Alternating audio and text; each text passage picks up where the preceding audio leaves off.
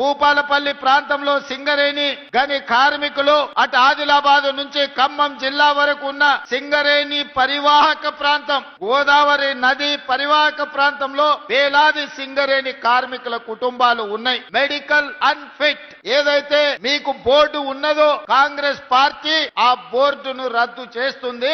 భవిష్యత్తులో సింగరేణి కార్మికులకు వాళ్ళ వారసత్వ ఉద్యోగాలు గాని మెడికల్ బోర్డు ఇచ్చే అన్ఫిట్ సర్టిఫికెట్ తోని వాళ్ళ కుటుంబ సభ్యులకు వచ్చే ఉపాధి అవకాశాలు పోతాయి. మిమ్మల్ని కాంగ్రెస్ పార్టీ మోసం చేస్తుందని కొంతమంది తప్పుడు ప్రచారం, విషపు ప్రచారం చేస్తున్నారు. అసలు ఈ ఆలోచన ఎక్కడి నుంచి వచ్చిందో, ఈ అవసరం ఎవరికి ఉన్నదో నాకైతే అర్థం కాలేదు. అందుకే మిత్రులు జనక్ ప్రసాద్ గారికి, పెద్దలు దుద్దిల్ల శ్రీధర్ బాబు గారికి నేను విజ్ఞప్తి చేస్తున్నా. ఎవరైనా ఇట్లాంటి తప్పుడు ప్రచారాలు చేసి మెడికల్ బోర్డు విషయంలో విషము చిమ్ముతే వాళ్ళను అందరినీ మోకాళ్ళ మీద కూర్చోబెట్టి 4 ఈపుల మీదంగా దెబ్బలేయండి.